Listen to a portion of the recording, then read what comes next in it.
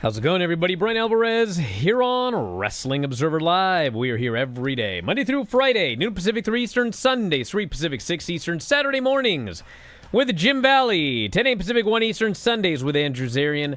And it is Thursday here on the show, and you know what that means? We got a lot to talk about. And actually, we got a surprise today. Lance Storm is going to be joining us, and normally he would be here on Fridays, but we're going to talk about Jerry Morrow here today, who I knew, although Lance knew him way better than I did. And we're going to tell you about his career. He passed away.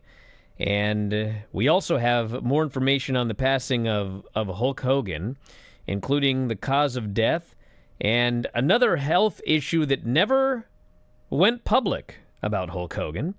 So that's coming up here later today.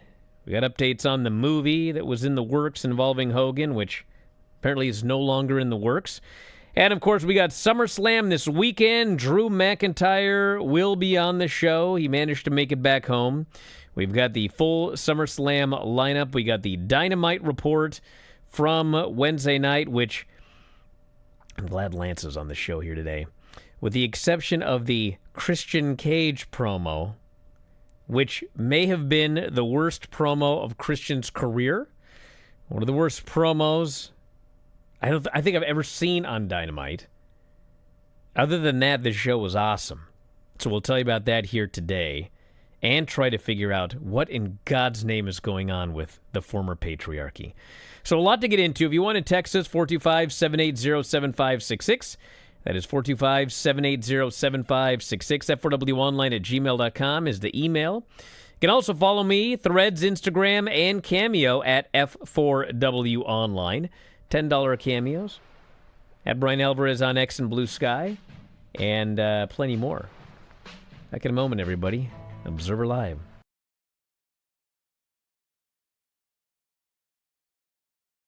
Just a quick note before this free video. If you click like and subscribe, I'd be very thankful.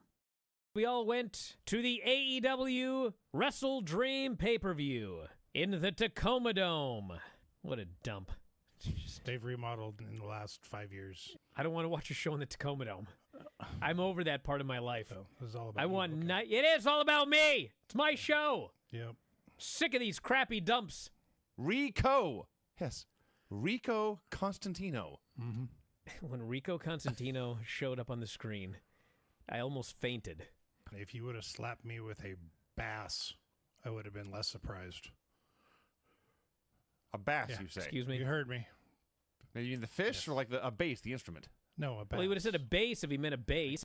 Shibata hooks a rear naked choke, and Shibata's shoulders were down, and the referee counted 3. I don't care what happened in Florida in 1973. That is an Eddie Graham babyface finish when he wanted a heel to get a fluke win. The crowd hated it. Hated it. You know, people are upset that Adam Cole's back as a babyface or whatever. Why? But, dude, he's been gone for a year. So they obviously want to do Adam Cole and MJF. MJF is a heel. Mm-hmm. So obviously Adam Cole is coming back as a babyface. Yes. Will Ospreay, Takeshita, and Ricochet. My rating for this match was 1 zillion stars. I believe this may be my new favorite 3-way ever. John Moxley versus Bryan Danielson. You have Not to a say it in fun such a match. sad way. Yes! It was sad. It was a sad match. Mm-hmm. That's it, before we even get to the post-match. The whole thing, start to finish, was sad. It was meant to bum you, the fans, out. It worked. It worked. It elicited emotions, which is what art is supposed to do. It was very much like The Undertaker and Shawn Michaels when Undertaker retired him, and like that's exactly what happened, is everyone just slowly stood up and quietly, sadly walked out of the building that night. There was one gentleman that was walking by us, and he was dripping in Bryan Danielson's merchandise. Hmm. And he was wailing, and he cried, forget my language, I can't believe they punked out my favorite wrestler like a bitch.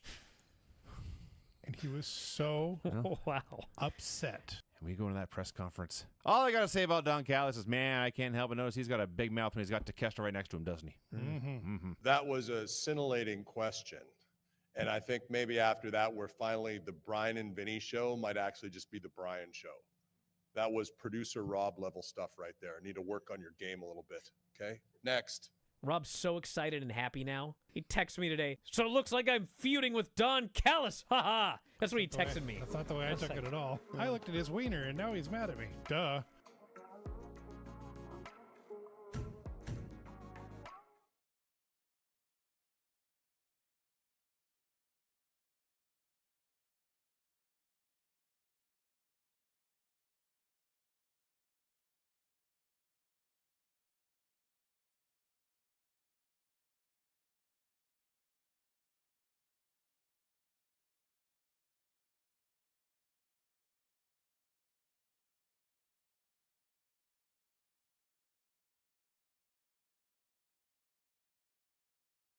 Back in the show, Bryan Alvarez here, Wrestling Observer Live.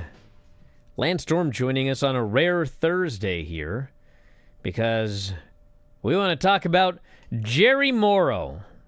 Lance, who passed away, was it yesterday? I think he passed We heard away about Monday. it yesterday. Yeah, I heard about it Wednesday morning, but I believe it was Monday night. How old was he? 71, I think. Maybe 75. Okay. Where's the Google to help us out here? Well, I remember he used to do those Tim Flowers shows in 75. the late 90s. And he seemed like he was kind of old then, and that was 25 years ago or whatever. And so, in his your age. mid-50s then was a lot older than the mid-50s today, I think. It's safe In to say. 2000, he would have been 50. He'd be your age. Yeah, he seemed a lot older than that in the early 2000s, but not like an elderly man, but he just and you can talk a lot about him. I met him. I saw him at all the shows. I never had a match with him, but I'm pretty sure, I think Craig had probably several matches with him actually, because Jerry loved Craig, because Craig looked like Gary Albright. And so he would always call him Getty every time he saw him. And, nobody ever had anything bad to say about Jerry. He was so nice. The people that worked with him just said he was the best. And, man, I was very, very sad when I heard that he passed away. I was always excited when you said, hey, I saw Jerry Morrow. I was always get really excited because he was such a nice guy. And then he passed away. So tell us your memories of Jerry Morrow. Yeah, I first worked with Jerry when I first broke in, probably 91. And it's funny, similar to you thought he was an older guy and he's your age now. I thought he was an older guy, and I really respected how hard he worked and how many bumps he would take in a match with a kid like me. And then when I retired and opened up my school and saw Jerry again and did the math, and I'm like, yeah, he was my age now then. I don't consider myself an old guy. But Jerry was a bump machine and worked so hard. And I think that's why I was lucky enough to work with him so much, is that Jerry loved having good matches and working hard. And in the early 90s, it was thin pickings. So when I first got to work with him, just a spot show in Saskatchewan somewhere, it was like Jericho and I against Lenny, Dr. Luther from AEW, and Jerry, and he just had a ball. He was just so happy that he could work so hard and do so much that I think he started requesting working with us. So when we were in Winnipeg, it'd be, Jerry and Don against Jericho and I, and if we were in Calgary, it would be Jerry and Gama against Jericho and I, and we worked a ton, and he was so much fun. And I credit him, and I'm glad that he knew it because I wrote about it and told him in person a million times. He's the guy that taught me how to work. And it was our first singles match. Those who don't know Jerry Morrow, he's from Martinique. French was his first language. Japanese his second because he worked in Japan a lot. English was his third. And he had a really strong accent, so a lot of people couldn't understand him. Yes, he did. So when I knew I was going to have a singles program with him, I made a point of sitting near him in the locker room as much as I could just so I could get used to Jerry Morrow's accent. But back in the day, we called matches in the ring. We didn't choreograph them, plan them, go through the day. We just show up in the locker room and go, hey, Jerry, what are we doing? And we'd know the finish and go out there. So I think to avoid any language misunderstanding, Jerry was sort of the first one to, okay, we need 3 spot. And I'm like, excuse me, sir? It's like, we need 3 spot. What do you? And it was like my 3 high spots as a babyface to shine. And we had a do-si-do spot and some other spot. And we would just wrestle around. And when the crowd needed to react, he would go, do-si-do. And we'd do the do-si-do spot. Or he'd call the other high spot and we'd do that. And the crowd would cheer for me. And then he would cut me off. And I will do my best to not swear, Dom. But he would just, beat the S out of me. And he would just be boomity, boomity, boom and beat me up. And occasionally I would fight back if I felt like I was getting killed. And then when it was comeback time, he'd be like, okay, boomity boom, beat the frickin' stuff out of me. A clothesline, drop kick, whatever, I don't care. And we'd blow a comeback. And then we'd do our finish. And the crowd's going crazy. I'm like, this can actually be easy. And Jerry was always there and just so much fun. And eventually he realized after we were traveling together and working together so much that I could understand him perfectly, that then he'd just call stuff on the fly and we would have so much fun.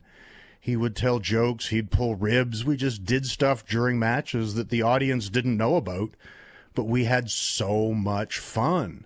And he was, again, always took the big backdrop. He loved taking backdrops, took great backdrops. And he was so much fun. And I rode to and from Winnipeg from Calgary, 13-hour road trips and driving up to Dauphin and Thompson, Manitoba with him while he's, singing to Prince in the car. And it was just so much fun. This was exactly what it was like with Buddy, because he worked the exact same way. And then, after you work with a person for a while, it's like you kind of get used to certain spots. And so, you would just have to call, like, we're going to do the powerbomb spot, which I always knew what it was going to be because he always wanted to go for a powerbomb. I'd turn into a DDT or whatever. But, and it was easy and it was fun. And obviously the business is much different nowadays because, the matches nowadays, there's a higher expectation from fans for like all of this crazy stuff and kickouts and everything like that. And I don't know if you saw the first episode of Unreal, but there's a scene, it's Rhea versus Liv on the Netflix debut, okay? And I mean, they got all of these spots planned out. This completely complicated match. And I mentioned this with Tom yesterday. She's in the back, and like she's going over her match to Priest, who's not in the match. She's like, hey, reverse, she's going to shoot me in, and then over the top, and, hit the riptide and kick out, boom, boom, boom. And Priest is just like, he's just standing there, and he finally just goes, that's a lot of stuff.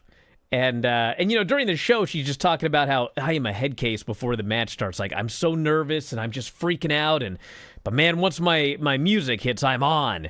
And, I've done both kinds of matches, because I came back in 2018. And when I came back, it was like everybody wants to go over the whole match from start to finish, like every last single spot.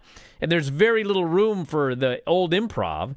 And I just wonder, like, do some of these newer wrestlers, 2015 on, maybe even earlier, I mean, is it fun to them in that same way? Or are you just in there the whole time trying to remember what's next, and you never really get to have that fun that it used to be back in the day where it's like, let's just go in and have some fun. And Jerry beat the, I don't know. It's just weird. It's weird looking at how everything's changed. There's certainly a different type of fun to the call it out there house show, play with the crowd environment where you're not worried about holding viewers for TV or getting star ratings and this is awesome chants and stuff.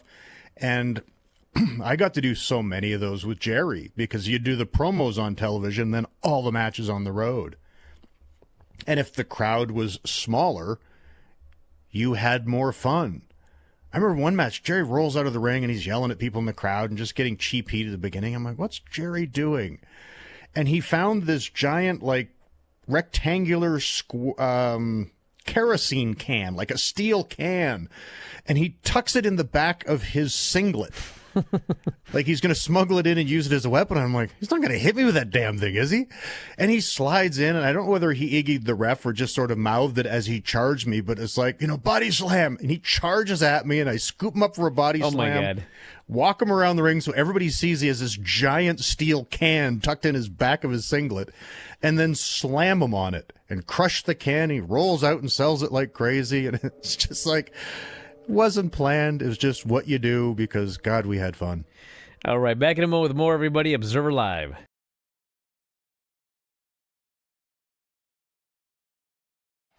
If you love this show, you should consider signing up at WrestlingObserver.com. WrestlingObserver.com has every show that we have ever done. Over 15,000 podcasts in the archives, dating back to 2005. Searchable by show, searchable by year. Perhaps the first show you ever watched was 2008 WrestleMania? Well, you can head into the archives and you can find the podcast we did, all built around the 2008 WrestleMania.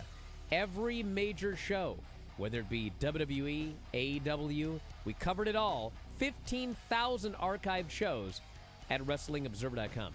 Also, when you subscribe, you get full access to the Wrestling Observer newsletter. There's a new Observer every Friday. And on top of that, we have thousands and thousands of archived issues of the Observer dating back to 1991. So again, WrestleMania 2008. Go to the archives, search WrestleMania 2008, read all of the issues surrounding that show. Of course, Wrestling Observer newsletter, 40,000 words of news and information on pro wrestling and mixed martial arts every single week. New issue comes out every Friday. New back issue comes out every Monday. You also get the discussion board. One of the best discussion boards on the internet. It's members only. If you're going to troll, well, you got to pay to troll, and there aren't too many of those. And if you cause too much trouble, you're out of there. So if you want a great place to discuss professional wrestling, it is the board, also available as a subscriber at WrestlingObserver.com. The whole package, all of the new shows, all of the archived shows, all of the new issues of The Observer, all of the archived editions of the newsletter, all of the past episodes of Wrestling Observer Radio, Wrestling Observer Live, The Bryan and Vinny Show, Figure 4 Daily, Filthy 4 Daily, The Board, all of it, just $14.99 per month. The full shebang. And you can save a lot of money getting an annual subscription. A full year, you basically get 2 months free. So check it out, WrestlingObserver.com, everything you'll ever need as a fan of professional wrestling. Check it out today, F4WOnline.com.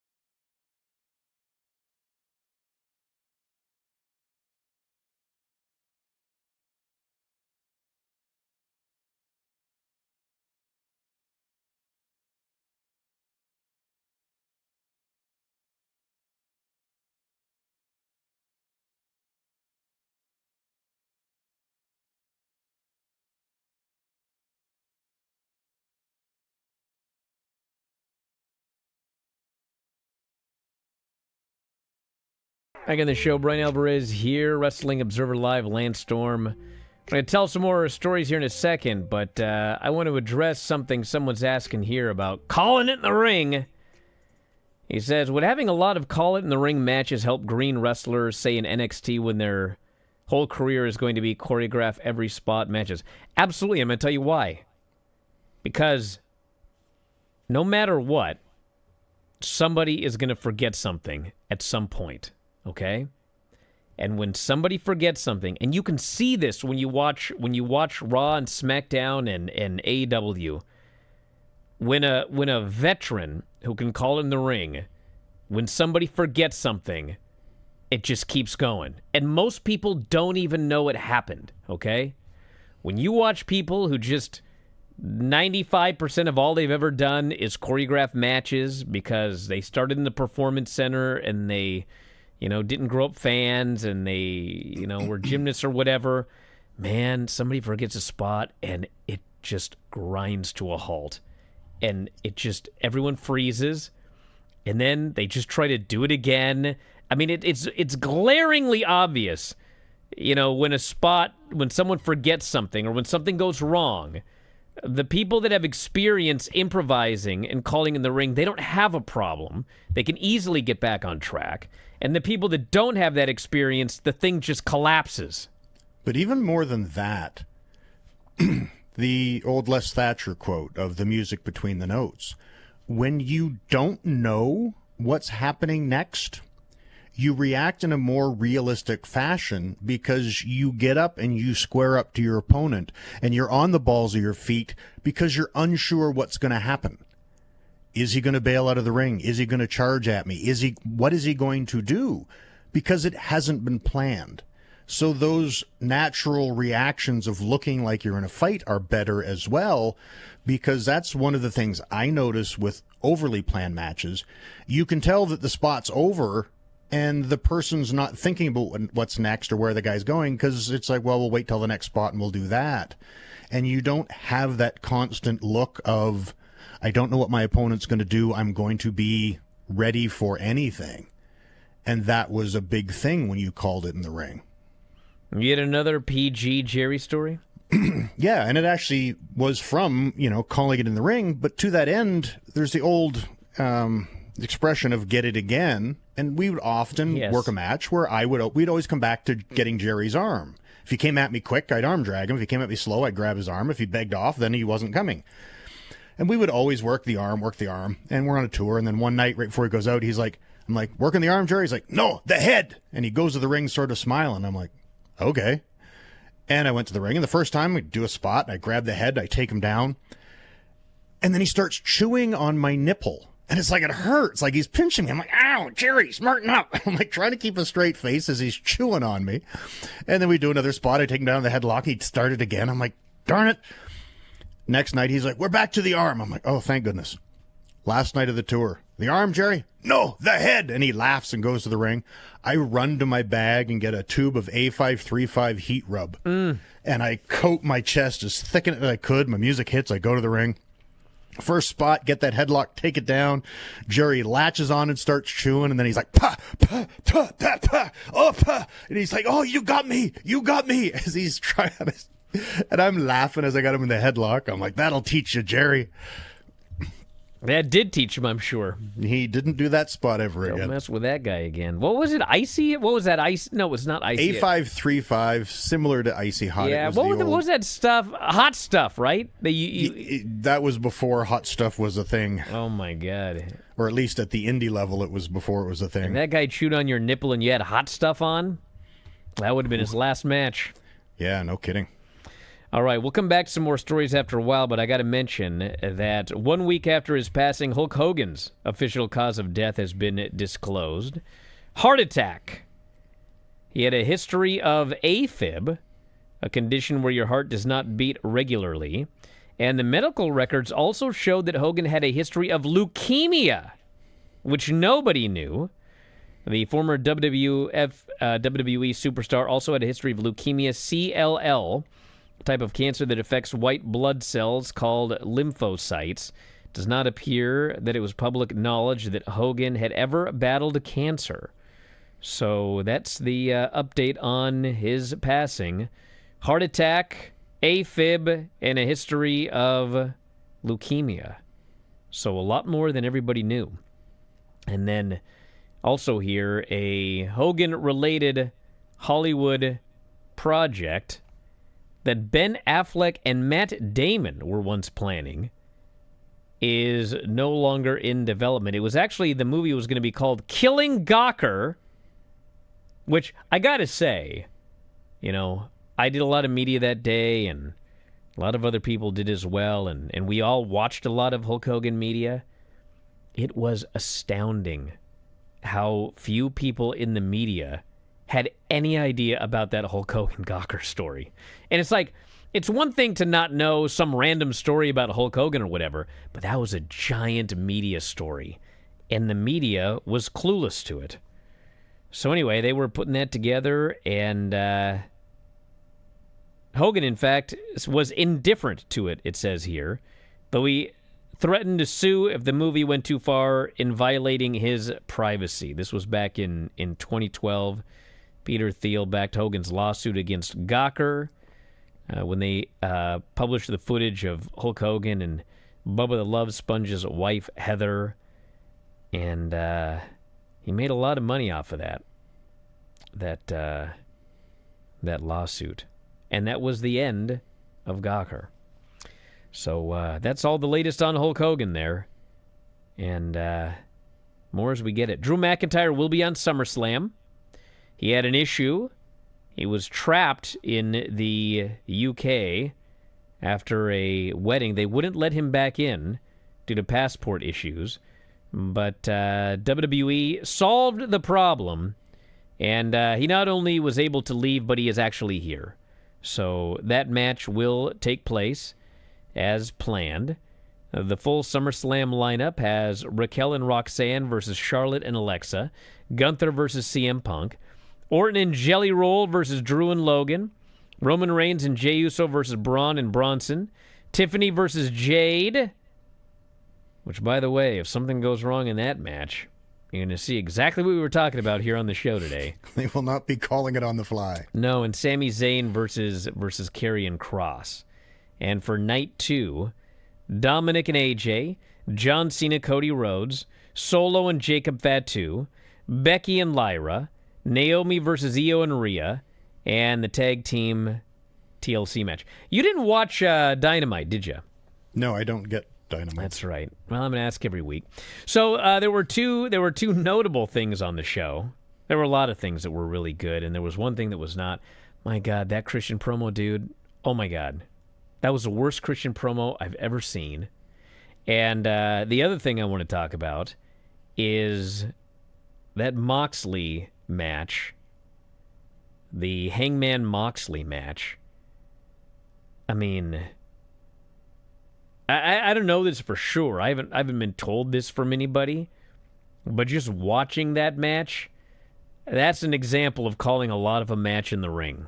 I mean, I'm sure they had like the main stuff there at the end, but golly, that was such an old school, start slow. The fans, I mean, they're in that small building, that Chicago building. I think it seats like 1,400 or something like that.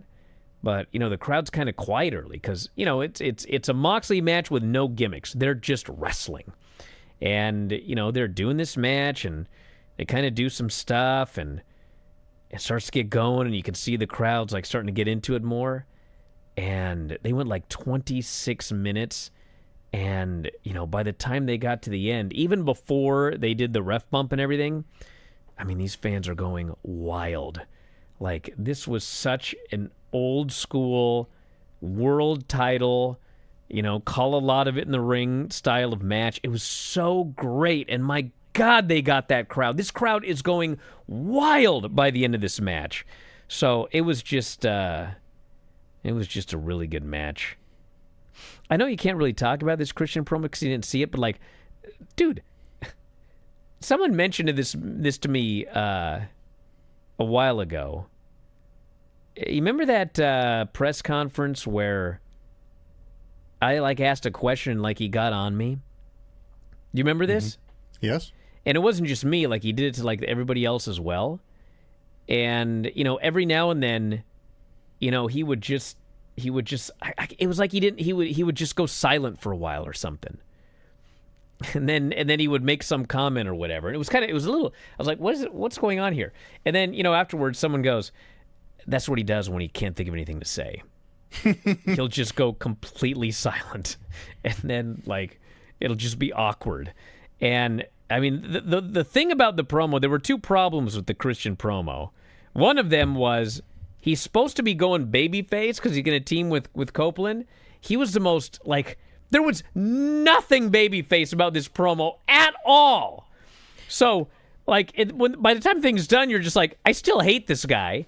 And then he gets attacked by, like, Nick and Kip and Shayna, who are supposed to be heels, but, like, at the end, you're just like, I hate all of these people. I want Edge to come back and beat all of them up.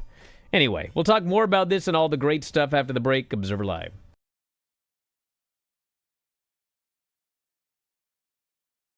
Just a quick note before this free video. If you click like and subscribe, I'd be very thankful.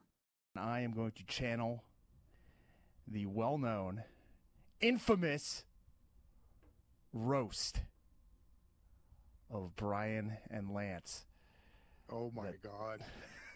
I vaguely remember this. Lance was a champion in virtually every company he has appeared in. While he did hold the distinction of holding 3 titles, that angle fizzled out faster than his podcast Killing the Town. Wow. I now remember this utter disaster of a roast. Let's get Lance a chair to sit in. And as we do, could we also bring someone up here to show him how to use it? I remember that chair shot. I don't remember who it was the on, but utter I remember silence that this roast was met with. Tom, at least I was smart enough not to do those chair shots again. Bryan, besides me, there are others who I'm sure dislike you, like Vince Russo, Eric Bischoff, but I think you're great.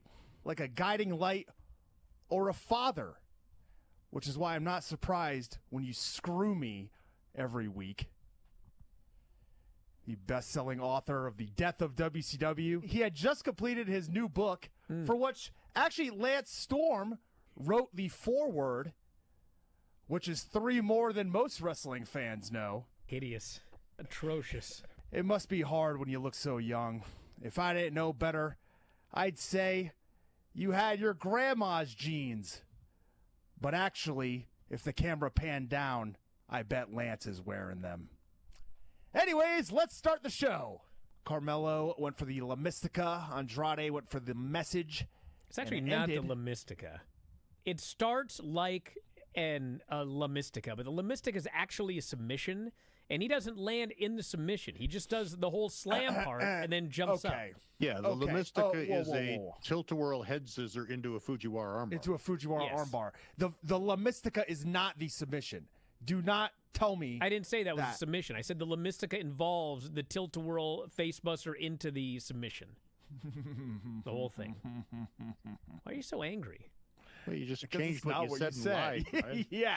No, that's he doesn't why. land in a submission. He just slams them, so it's not a La Mystica. I believe that's the actual move. Okay, but whatever. Who Yeah. cares? I just hope editor Sean pulls up the exact clip of you saying La Mystica's a submission and then denying it afterwards. La Mystica is actually a submission. I didn't say that was a submission. The Mystic is actually a submission? I didn't say that was a submission. Editor Sean.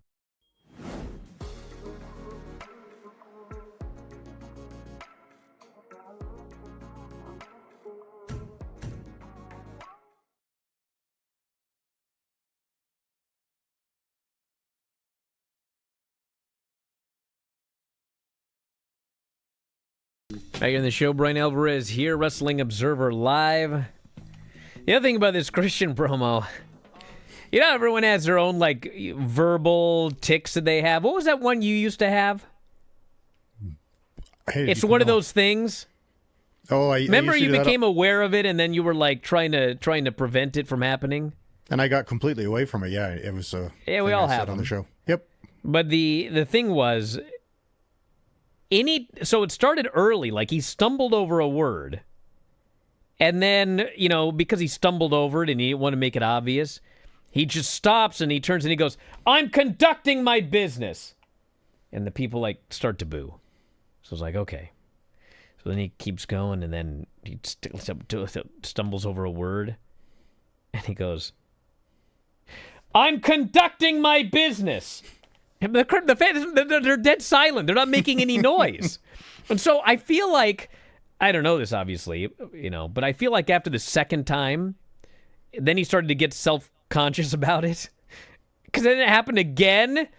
And then, like, he said the same thing a third time. And by that point, it's, like, obvious what's going on. And I think he was, like, getting more and more in his own head. And, he also wasn't getting, like, a great reaction. Like, the crowd was kind of dead. I think because everyone knows he's going to be turning babyface and, and teaming up with Copeland. But, like, he's giving us no reason to like him. This whole thing was so weird. Yeah, he's in that awkward spot that the only reason to cheer him is heels beat him up, but he's still just as big a jerk as he ever was. Yeah.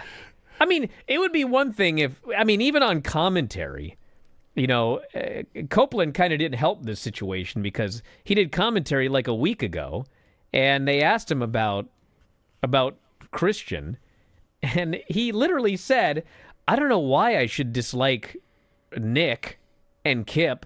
They're absolutely right. Which is what you're thinking as a fan. But, then they jump the guy and they concerto him, and so the fans boo Nick and everything like that. So it's a very weird thing now where absolutely none of these people are likable right now. But we know that within, 2 months, they've got to be a babyface tag team for that, it's Ontario or wherever they're going to be at. Or so we assume. They could be waiting a year, you're right. But I think it's time to, let's get moving on this thing. You know what I'm saying? Mm-hmm. Now, the rest of this show, I thought was pretty great, actually. So, it opened up with the Outrunners and Young Bucks, which was a very, very good match. And I thought for sure the Outrunners were winning because they're doing the storyline where the Young Bucks are just down on their luck. The Young Bucks, they're not EVPs anymore. And so in storyline, Tony's gleeful. And so they don't get an entrance. They're just in the ring like two jobbers. And, they have the thing on the graphic on the bottom of the screen, Young Bucks or whatever. It says something like, name. Yeah, talent name. Yes, I was dying. They didn't bother to fill it in. So they're introduced as Matt and Nick. And they're all angry. And so they do this match, and they sold like crazy for the Outrunners. It was great. But then at the end, they actually got the win with the TK driver. So they are moving on in this tournament. They didn't do the job ski here, but I think he just wants to really do that Young Bucks versus Brodito match, to have like a PWG match here in 2025. But it was very, very good. Then we had an MJF promo where Shelton basically told him, "You're out," and maybe he's out. I didn't trust this for 1 second. It's awful abrupt if it is. Yeah, they spent so long putting them together that I just think that. Don't they have a binding contract? I don't think so. This is not the No Quarter Catch crew. No, but they did have a contract signing after they gave him the thumbs up. Actually, that's true. Yeah, they did. I think what's going to happen is he wants them to help him win the world title, and they're like, "We're not going to help you." So he is going to help them. I figure he helps them beat whoever they face in the finals of this tag team tournament, and that this whole thing is a swerve. But we shall see. Then we had the Christian promo. And Moxley and Hangman, which I just thought was a great match, as noted. And the thing about the match is, they did this at the 50-minute mark, which I thought, why are they doing this here and not in the main event? And, Dave's like, well, there's a 1-hour time limit, so if this were real, they would start the match, which is true, but we've also seen many title matches in AEW where they didn't do that. It's like all of a sudden this one, it's important they do it. It's very much like that SmackDown finish that I flew off the handle. When they pulled the ref out of the ring and it was a DQ, I was so angry. It's like, listen, I don't care what you do, but it needs to be consistent. If you're going to have a rule where any title match on Dynamite starts at the top of the second hour to make sure they have time if it goes an hour, then you got to do that with all of them. But otherwise, it's just kind of weird where We see title matches all the time on this show that start at 9:45 or whatever. This one, they had to start an hour early. It did go a half hour. It was awesome. And when it was over, I just thought, okay, like that was phenomenal. No one's going to be able to follow this. And amazingly, that was not the case. It was Alex Windsor versus Athena and Billy, and Alex Windsor and Toni Storm. And I think part of it's Toni Storm was out there. I mean, from the opening bell, they're going wild. And she got the hot tag, ran wild, and it turns out Athena got a blind tag and flew in out of nowhere with her finish and pinned Toni Storm. So, title match coming there. Then we had the segment with MJF and Hangman, where MJF is trying to finagle his way into a title shot without using his contract. And Hangman's like, no, brother, you either earn it or you cash in. That's it. And he says, I'm going to give a title shot to somebody who deserves it, who I've known and respected for a decade, Mark Briscoe. So, Max, if you want a title shot, you got to beat that guy. So Max storms out. And then we had Mark Briscoe and Ricochet in the main event, which was an excellent match. And Mark ends up hitting the J Driller and getting the clean pin. At which point, I didn't think about this last night, but apparently this is what happened. Mark then cut an impromptu promo calling out MJF. MJF apparently knew this was going to happen because he filmed a response to this impromptu promo, and then he jumped Mark from behind, which led to this was such a MJF. Whatever you want to say about this guy, he is such a great heel because the story is everyone says he's a coward because he wants to just be given a title match. He doesn't want to wrestle. He doesn't want to earn it. Hangman's been calling him a coward. So this guy puts a video on the screen to distract his opponent. He sneaks in from behind. He kicks him in the groin and beats him down as he screams, "Who's the coward now?" Now, the best part about this isn't even that he did that, but then out comes Hangman, and you got to see MJF. This guy sprints. He, like a comic book character, he sprints away from these two baby faces. He runs from his life, and as he is running, in the year of our Lord 2025, the fans are chanting "coward" at him. I was like, oh my God, this is great. So anyway, he's a coward. And apparently psychic. You should get him on After Dark. A psychic coward. Mm-hmm. Maybe when you're a coward, you have psychic abilities. I don't know. Maybe I should try to do that. But anyway, this was a great episode, and they got 2 months to make us like Christian. But good luck. I've been friends of his a long time. It's not easy. I was going to say. I mean, there you go. All right, let's look at some emails here, unless you got anything else you want to talk about here today. No, go ahead. All right. Let's see. This person says MJF may have just wanted to play that video after the match, whether Mark cut a promo or not. Well, perhaps. But he specifically mentioned calling him out. Well, he's a smart guy, I guess. All right, let's look at let's see what we got in the text message bin here. We haven't looked at this here in a while.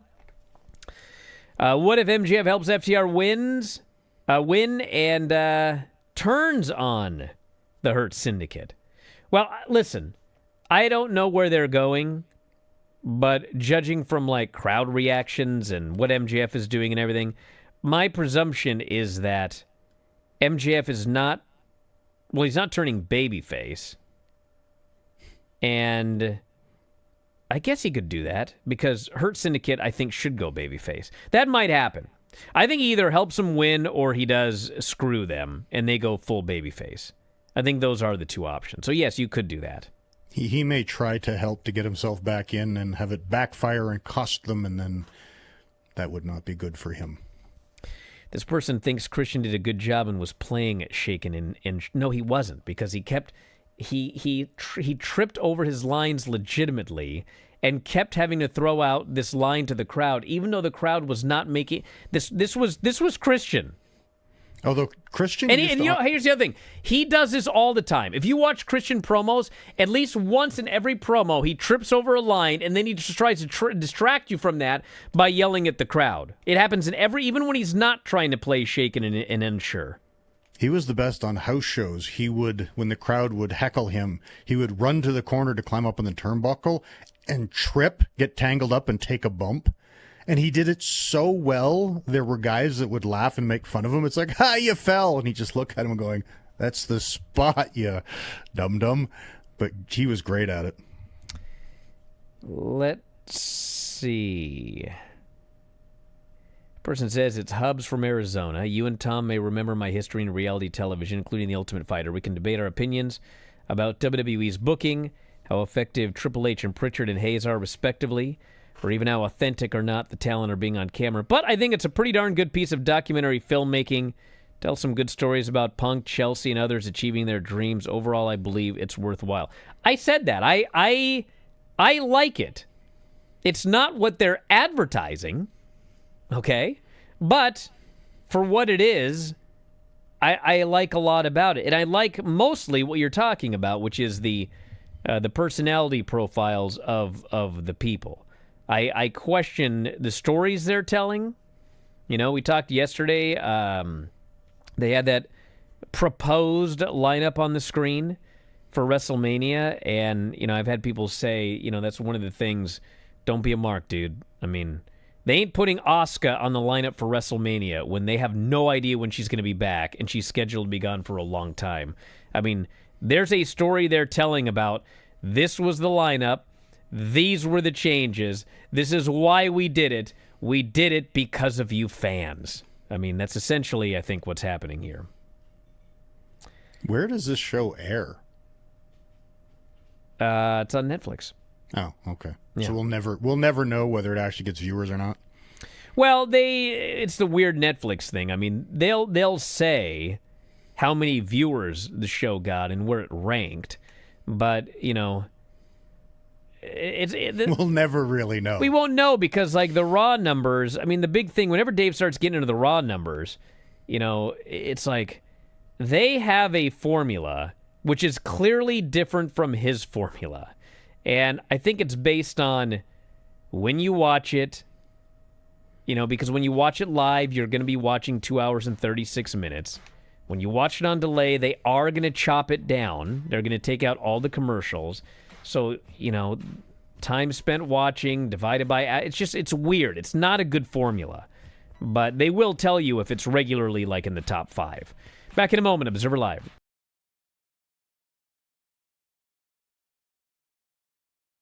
Just a quick note before this free video. If you click like and subscribe, I'd be very thankful. Let's do this unnecessary censorship. Talk about your Psalms. Talk about John 3:16.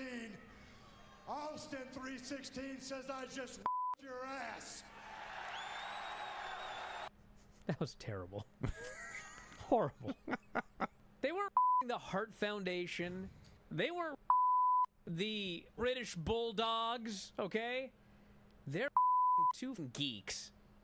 And this celebration these guys did. Oh. I mean, they're like, Sean, give me brother. Yeah. A place like that? You two dorks. That's what you did. Why are you so excited? Because they're awesome. Okay. That was better than the first one. It picked up at the end there. Yes. Unnecessary censorship. He beat him. And he beat him. And he beat him. And he beat him. And he beat him. And he beat him. And he beat him. And he beat him. I'm sweating. Time to stop. And he beat him. Was this edited? And then he beat him. And he I don't beat think him. so. I actually wore that shirt. It just says he beat him. He beat him. He beat him all the way down. Like, All the way down, you say? I dropped her off at camp, and the camp counselor just looks at me. She goes, he beat him and beat him. I was like, gag gift. Brian, would you for me again this week? It's too hot to do much. That's true. It is too hot to do much. I guess I just better do it because it came up for me. I'll wait. It won't come up again. It's pretty short, so I'll just do it. Yeah. Now I gotta find it back. Okay. It isn't Dale, I'm coming gonna up. kill you. How about you just it? Okay. Ouch. What else we got, Vinny? Not that Granny licks her finger to turn the page. Lick that finger. There'll be Page an 2. unnecessary censorship coming up. Lick that. Okay, let's see. Unnecessary censorship. So Oro Ethan after the match and gets his ass just into the earth. Vinny. And Ethan is leaving, holding his all confident. And then Oro just comes back to life, and now he Ethan's ass. Oro jumps him from behind. Yep. Then he his ass after cheap shotting the guy. Haha. That was interesting. That's quite unnecessary. Instead of suffering through the YouTube chat, click like and subscribe.